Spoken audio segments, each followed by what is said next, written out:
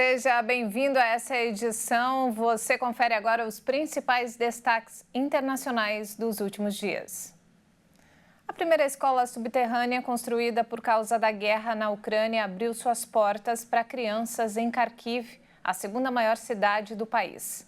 Localizada a 6 metros de profundidade, a escola foi projetada para acomodar 900 alunos, cerca de 20 por sala. A região da cidade de Kharkiv, na Ucrânia, tem sido duramente castigada pelos bombardeios russos. A população sofre com a guerra e alunos têm dificuldade para comparecer às escolas. Para garantir a segurança, professores recebem estudantes em novas salas de aula que ficam a muitos metros embaixo da terra. Esse tipo de contato presencial é extremamente importante, embora nem todas as crianças possam ingressar porque há um limite. Apenas 20 alunos cabem nessas salas de acordo com as normas sanitárias. Muitos não estão em Kharkiv e precisam estudar online. Temos uma educação mista na região.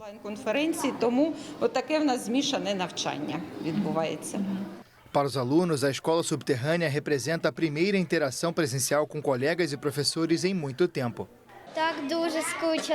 Senti muita falta, a gente costumava se encontrar e eu queria muito vir para a escola subterrânea. Agora estou aqui e gosto muito.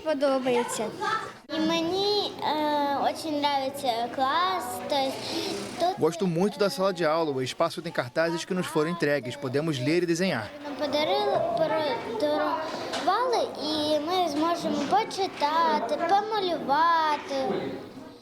As aulas da Escola Bunker operam o milagre de distanciar os alunos da ansiedade provocada pelo conflito com os russos. Tento, claro, não ignorar a guerra, mas de alguma forma a escola me desliga de tudo. Sou uma pessoa muito otimista, então acho que vai dar certo, vamos ficar bem. Acreditamos no nosso exército. Eles vão aguentar tudo, passaremos nos exames com segurança e depois das provas ficaremos bem, viveremos em um país pacífico. Não estou muito preocupada, porque sei que temos um futuro brilhante pela frente.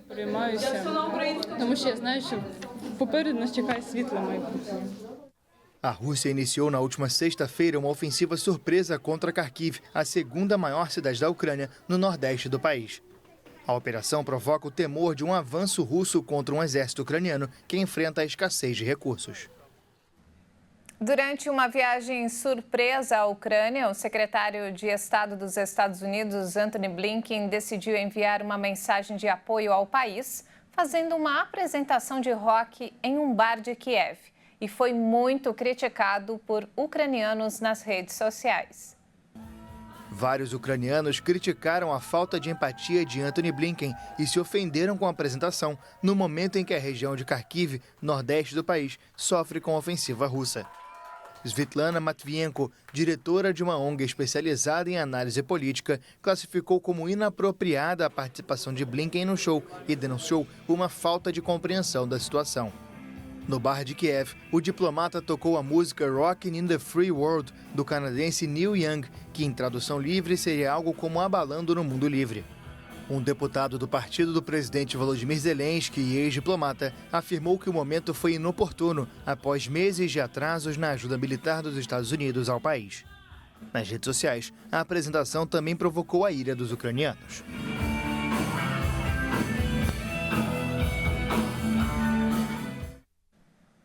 E falando agora sobre o conflito no Oriente Médio, o primeiro-ministro do Catar afirmou que a operação militar israelense em Rafah provocou um retrocesso das negociações de trégua. O país faz a mediação do conflito. O primeiro-ministro do Catar, Mohammed bin Abdelrahman Al Thani, lamentou o retrocesso nas negociações por uma trégua em Gaza. Especialmente nas últimas semanas, vimos algum impulso crescer, mas infelizmente as coisas não avançaram na direção certa e agora estamos em um impasse. É claro que o que aconteceu em Rafah nos atrasou um pouco. Atualmente, as negociações estão praticamente estagnadas. As afirmações foram feitas pelo primeiro-ministro durante o Fórum Econômico do Catar. O país abriga o escritório político do Hamas em sua capital Doha desde 2012 e, ao lado do Egito e dos Estados Unidos, atua como mediador entre Israel e o movimento islamista palestino Hamas, que governa a faixa de Gaza. O exército israelense intensificou nesta terça-feira os bombardeios no enclave, devastado por mais de 7 meses de guerra, que obrigou centenas de milhares de palestinos a buscar refúgio em Rafa, uma cidade no extremo sul do território que faz fronteira com o Egito.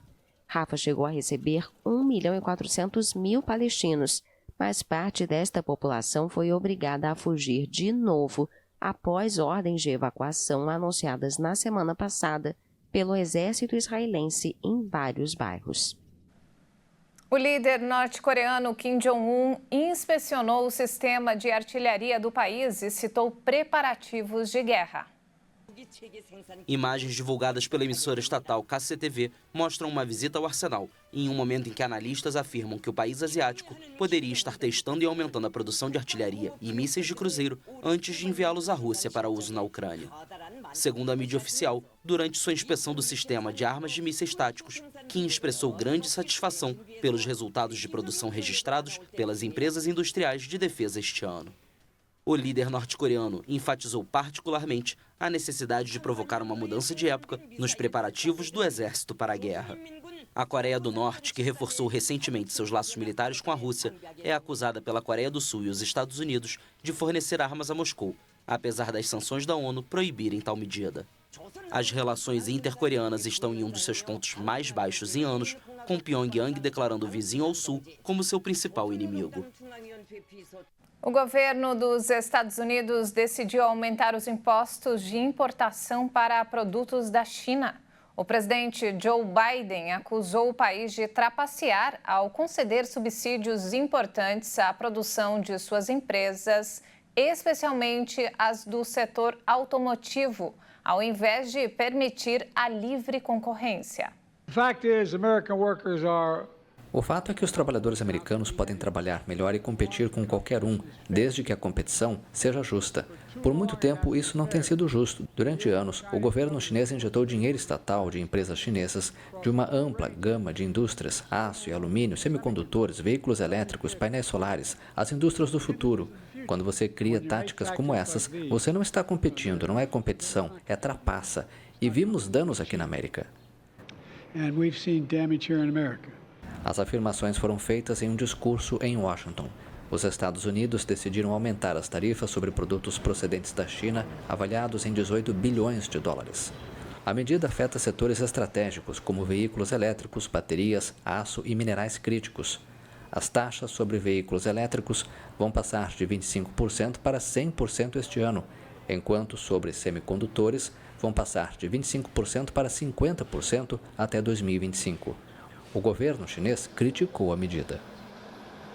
O ex-presidente dos Estados Unidos, Donald Trump, aceitou o convite do atual chefe do executivo, Joe Biden, para 2 debates eleitorais. O democrata busca a reeleição enquanto o republicano tenta voltar à Casa Branca.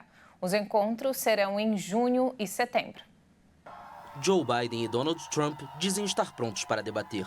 Donald Trump perdeu 2 debates comigo em 2020 e não apareceu para o debate desde então. Agora ele age como se quisesse debater de novo. Faça meu dia, meu amigo. Faço isso até 2 vezes. Escolha as datas, Donald, e eu sei que você está livre às quartas-feiras. Trump respondeu imediatamente ao desafio, afirmando em sua plataforma Truth Social que está pronto e ansioso para enfrentar Biden. A CNN anunciou que o primeiro debate vai ser realizado em 27 de junho, em sua sede em Atlanta, sem público presente no estúdio. O segundo debate acontece no dia 10 de setembro, organizado pelo canal ABC. Trump disse que aceitou um convite do canal conservador Fox News para um terceiro debate, que a campanha de Biden rejeitou. O presidente também se opôs a 3 reuniões propostas pela Comissão Bipartidária de Debates Eleitorais dos Estados Unidos, marcadas para setembro e outubro. A equipe do presidente criticou a comissão por ter sido incapaz de cumprir os prazos para as intervenções de cada candidato em 2020. Como resultado, a campanha democrata propôs regras rígidas, como manter os microfones desligados fora do tempo previsto, para evitar que um fale sobre o outro. E falando agora sobre economia, a inflação desacelerou ligeiramente nos Estados Unidos em abril, mas é a primeira queda desde janeiro. Uma boa notícia para o governo de Joe Biden antes das eleições de novembro. O índice de preços ao consumidor nos Estados Unidos, ao qual estão indexadas as pensões e aposentadorias, chegou a 3,4% em 12 meses em abril, 0,1% a menos que o registrado em março, informou o Departamento de Trabalho em um comunicado. A inflação mensal foi de 0,3%, contra 0,4% do mês anterior. Esse registro está ligeiramente abaixo das projeções anteriores. O aumento dos preços se deve, em particular, aos custos com habitação e gasolina, que representam mais de 70% do aumento.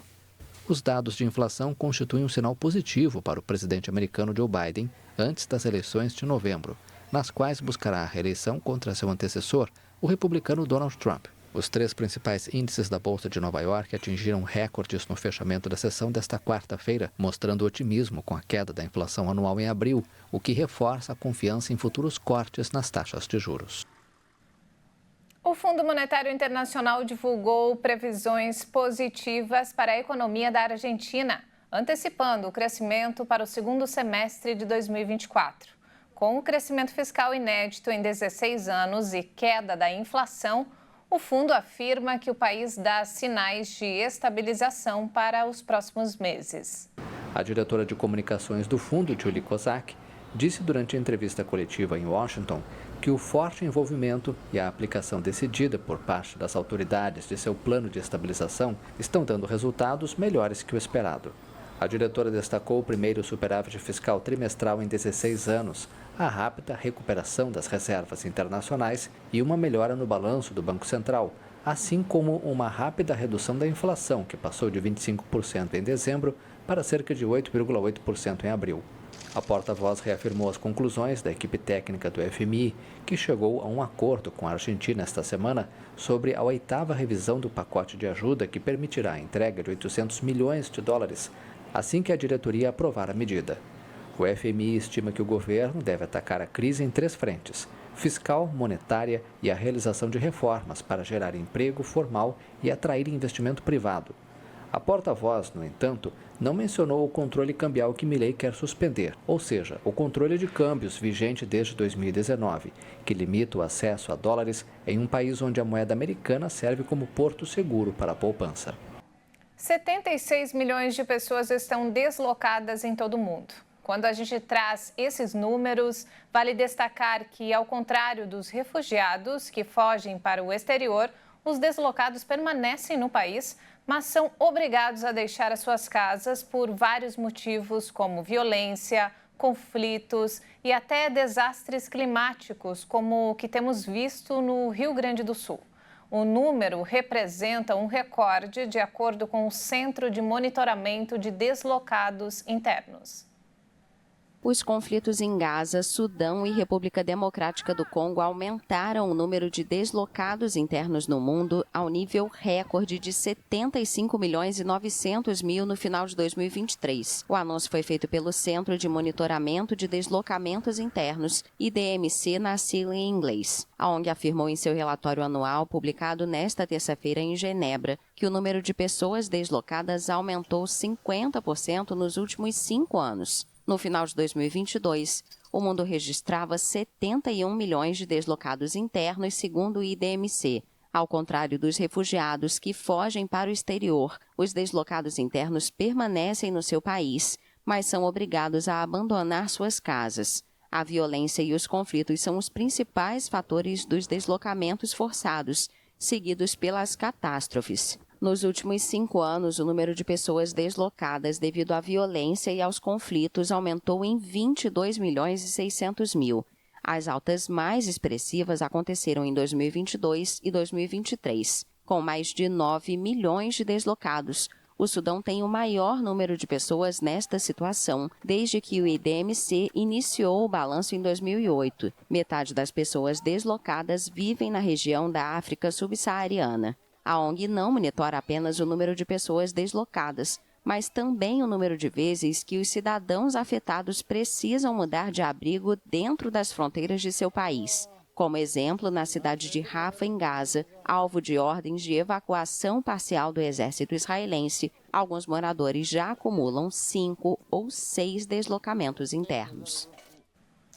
A União Europeia anunciou a abertura de uma investigação para apurar se as redes sociais Facebook e Instagram do grupo Meta provocam comportamentos de dependência em menores de idade. Esta é a 6ª investigação formal iniciada pela Comissão Europeia, o braço executivo da entidade, e a 2ª contra a Meta. Neste caso específico, a investigação apura se as duas redes sociais cumprem suas obrigações em matéria de proteção de menores, incluindo uma efetiva verificação da idade dos usuários. O grupo de tecnologia americano defendeu sua boa-fé. Queremos que os jovens tenham experiências online seguras e adaptadas à sua idade, e passamos uma década desenvolvendo mais de 50 ferramentas e políticas para protegê-los. A crise da Boeing continua. O Departamento de Justiça dos Estados Unidos afirmou que a empresa de aviação descumpriu um acordo e pode ser processada a partir de agora. O Departamento de Justiça dos Estados Unidos afirmou que a Boeing não cumpriu algumas condições de um acordo que evitou processos criminais por 2 acidentes do modelo 737 MAX, que mataram 346 pessoas há quase 5 anos. O departamento escreveu em uma carta enviada a um tribunal federal do Texas que a Boeing pode ser processada a partir de agora. Fontes do governo afirmaram que a empresa de aviação não cumpriu com as obrigações ao não projetar, implementar e aplicar um programa de ética em conformidade para prevenir e detectar violações das leis de fraude americanas.